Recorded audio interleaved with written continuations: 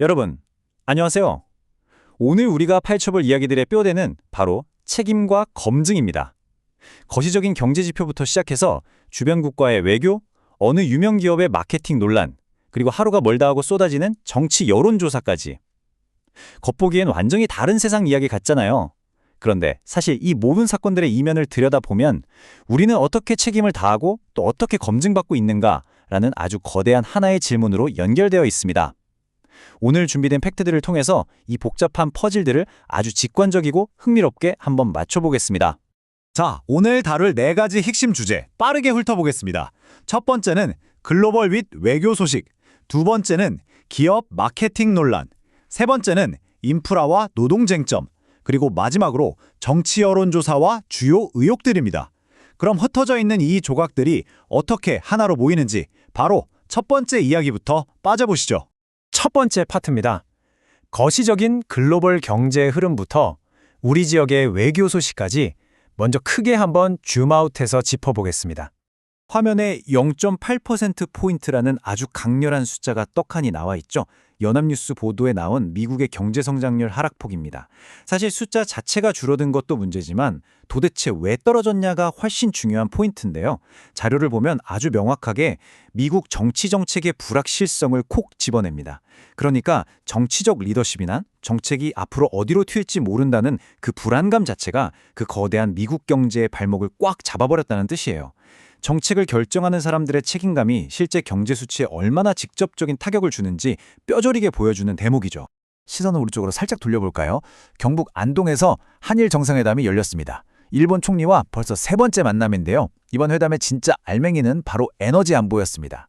만약에 중동 쪽에 위기가 터지거나 글로벌 공급망이 꼬여버리면 어떡하느냐?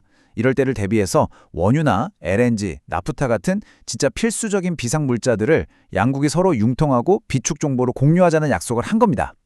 국가 생존이랑 직결된 문제인 만큼 투명한 정보 공유와 협력이 얼마나 중요한지 잘 보여주는 외교적 행보라고 볼 수 있습니다.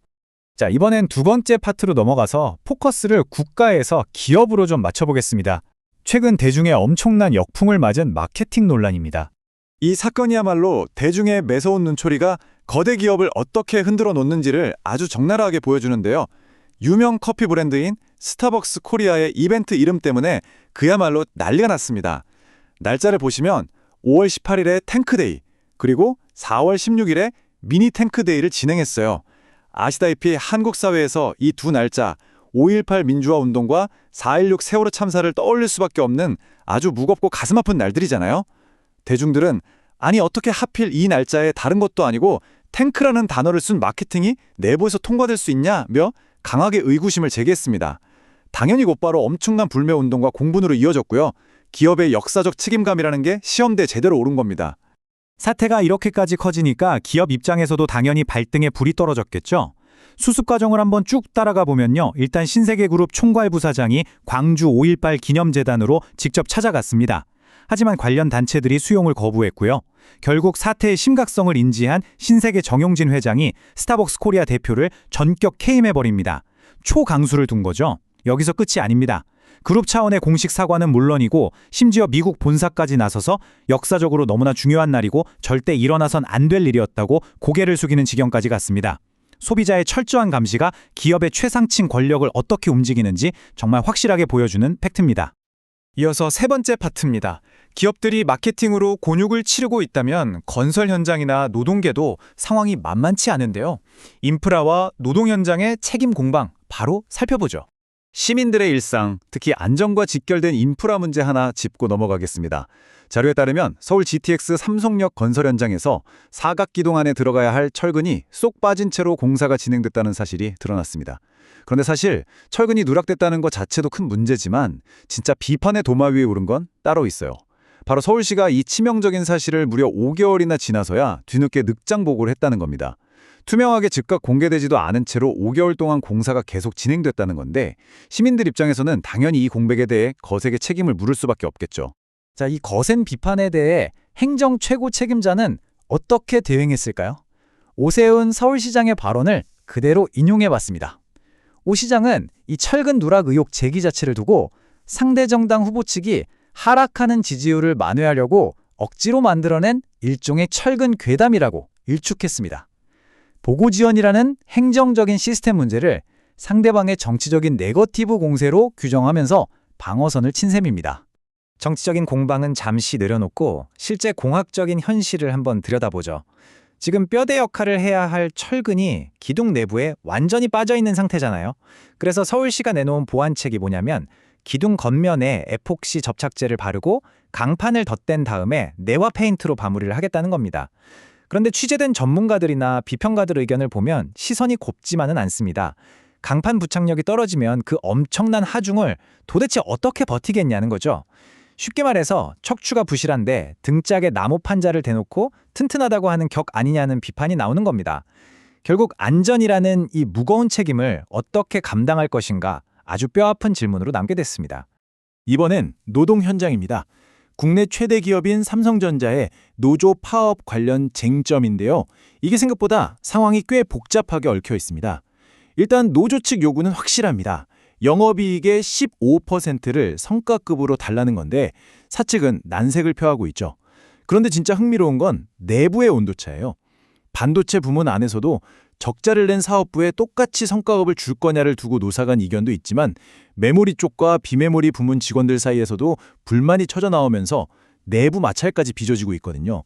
단순히 회사가 돈을 주느냐 마느냐를 떠나서 경영진과 노동자 그리고 노동자들 사이에서 이익과 책임을 어떻게 나눌 것인가 하는 복잡한 문제들이 그대로 노출되고 있습니다. 어느덧 마지막 네 번째 파트네요. 지금까지 살펴본 이런 수많은 이슈들이 결국 대중의 여론에 어떻게 반영되고 있는지 정치 여론조사와 주요 의혹들을 통해 확인해 보겠습니다.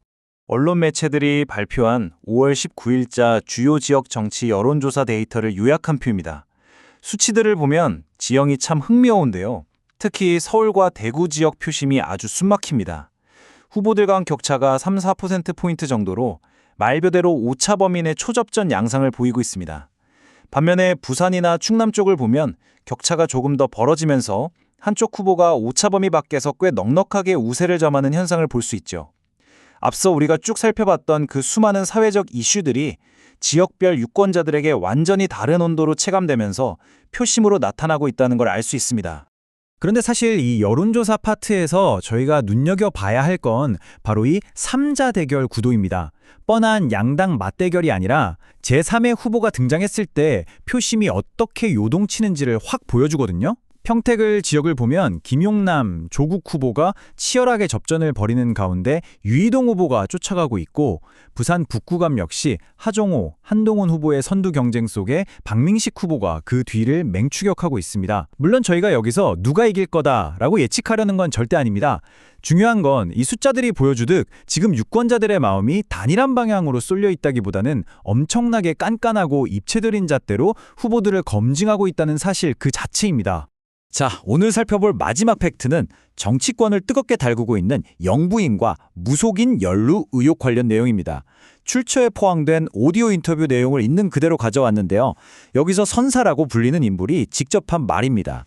이분은 김건희 여사가 과거에 자기 집을 방문해서 만났던 사실 자체는 아주 쿨하게 인정했습니다. 하지만 덧붙이길 어디까지나 비즈니스 문제로 조언을 구하러 온 거지 남편의 정치적 경력이나 관운 같은 정치 얘기는 진짜 단 한 번도 한 적이 없다고 못 박았습니다.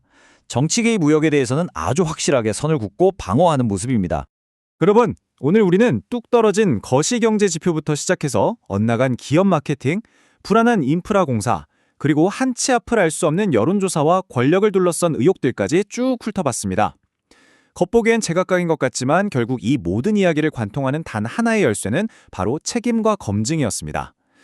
대중은 지금 그 어느 때보다 매서운 눈초리로 국가, 기업, 그리고 정치인들에게 투명성을 요구하고 있습니다. 이렇게 거세게 몰아치는 검증의 파도가 과연 우리 사회의 견고한 시스템을 흔들어 놓을까요? 아니면 불순물을 씻어내고 훨씬 더 단단한 미래를 짓는 밑거름이 될까요? 그 흥미로운 질문에 대한 답은 여러분의 판단에 맡기겠습니다. 앞으로 이 사건들이 또 어떤 국면을 맞이하게 될지 계속해서 저희와 함께 지켜봐 주시길 바랍니다. 오늘 준비한 이야기는 여기까지입니다. 함께 해주셔서 감사합니다.